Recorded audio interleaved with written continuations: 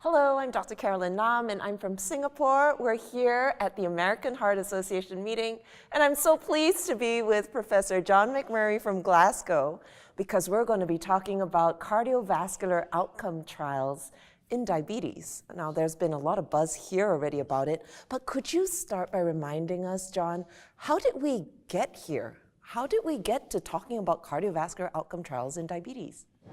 So even though we're all very excited with lots of good news, positive trials, of course, as you're suggesting, this story started because there was concern that glucose-lowering drugs could actually cause harm.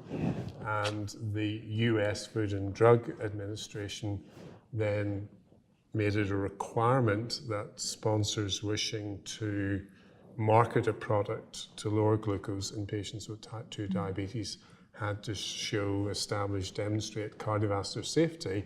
And as a result of that, there's been an explosion of trials which have not just confirmed safety, but in several instances actually showed improved cardiovascular outcomes. Yeah, but that wasn't their aim actually, right? It was to establish non-inferiority, and then the tide changed. So could we talk about that landscape of new stuff that's come out, even here, right here at the AJ? Well, I think in the interest of time, we have to focus just on this year because there's so much happening. Yeah. So maybe we'll go through this year sort of systematically. So let's start with the different novel classes. So we'll start with maybe the DPP4 inhibitors, so dipeptidylpeptidase 4 inhibitors.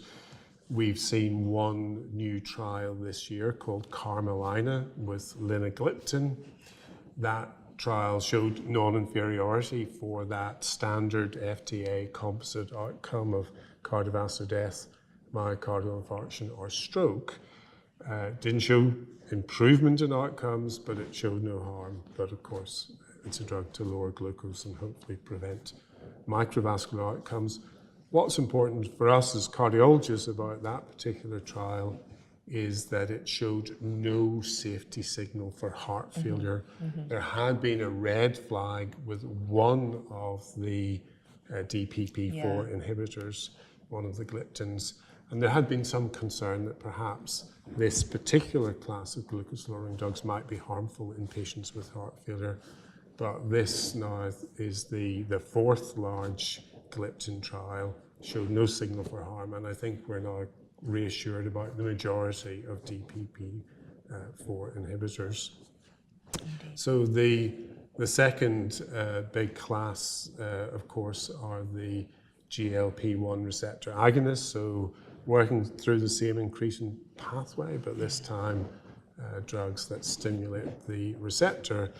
And we've heard some interesting news this year, to say the least, with these compounds, because we already had some positive evidence from the LEADER trial and the SUSTAIN 6 trial. And this year we've had the results of HARMONY Outcomes, another GLP-1 receptor agonist, again showing a significant reduction in atherothrombotic events with albiglutide. And then very recently we've had a press release announcing that another GLP-1 receptor agonist trial has completed and shows superiority in terms of these atherothrombotic events.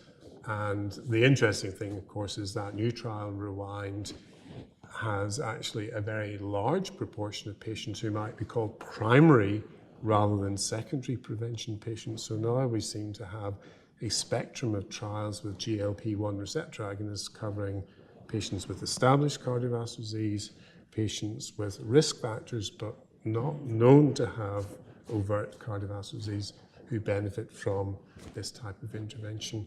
Perhaps the most interesting thing from maybe our perspective is in the HARMONY outcome trials, we actually also saw a reduction in heart failure hospitalization, which hadn't been clearly demonstrated with GLP-1 receptor agonists in the past. And then the last of the novel agents for glucose lowering in patients with type 2 diabetes, of course, are the SGLT2 inhibitors. And again, we've had previously very positive findings, and the big news at this Congress is that the third of the agents in this class, the third sort of large clinical trial or trial program to report, Declare, announced its results at this meeting, and again showed, I would say, broadly consistent results. A reduction probably predominantly in heart failure related events, as we'd seen with canagliflozin and empagliflozin, although with empagliflozin there seemed to be also a reduction in cardiovascular mortality, whether that reflects the molecule or the patient studied, because these trials were very, very different. But what they all show is reduction in heart failure hospitalization. So 3 new classes of drugs, lots of positive findings this year alone, and a lot more to come with all of these drugs, because we're now seeing some very interesting developments, in particular the movement to see whether these drugs might actually be beneficial in people who don't have diabetes. Because we're really not sure how they're having such striking effects, in some cases such striking effects so quickly.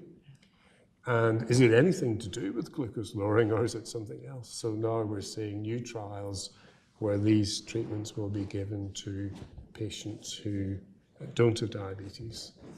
Wow, that's just amazing. I mean, I was just reflecting as you were speaking, how much the pendulum has just completely shifted to the other.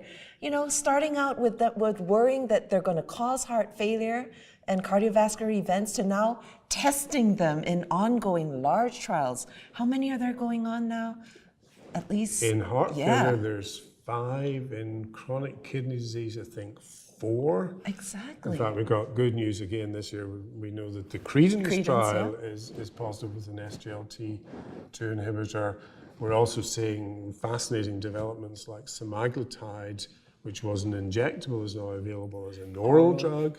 And there's a large trial using the oral agent in patients who don't have diabetes, who have obesity. So we're getting lots of interesting developments. Yeah, we are. What an exciting place to be. But, you know, for a listener who might be feeling very overwhelmed, I like the way you dissected it out as well, to sort of understand at least which broad class we're talking about, understand the patient population, right down to whether or not they even have diabetes, to whether it's a primary prevention or secondary prevention cohort, because now we've got trials across the whole thing. And then understanding the outcome, because there's always a composite, but then we're now realizing that there may be differences there, atherothrombotic versus a heart failure outcome, mortality and so on. And I love the way you sketched that out.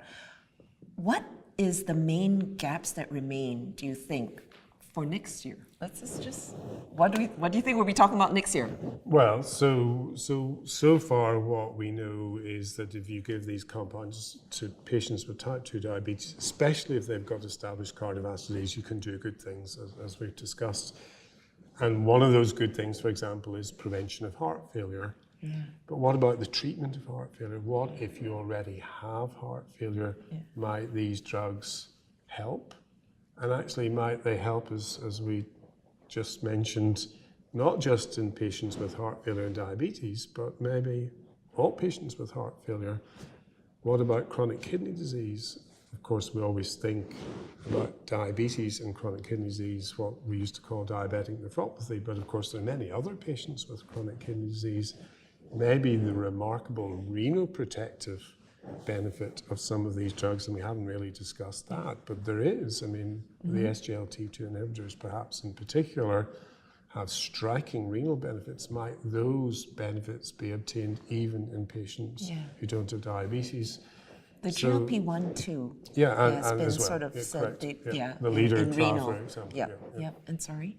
So clearly, whether those benefits extend beyond patients with type 2 diabetes is something that we need to find out, and will find out. I mean, the other remarkable thing is, if you think about EMPA-REG outcome, which was the landmark trial, I would say, in this new era of diabetes trials, published in 2015.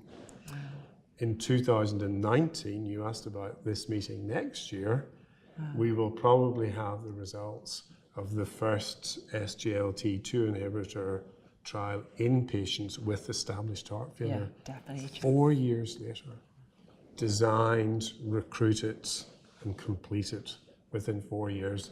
And we have all of these other trials, 5 heart failure trials, 4 CKD trials, other trials.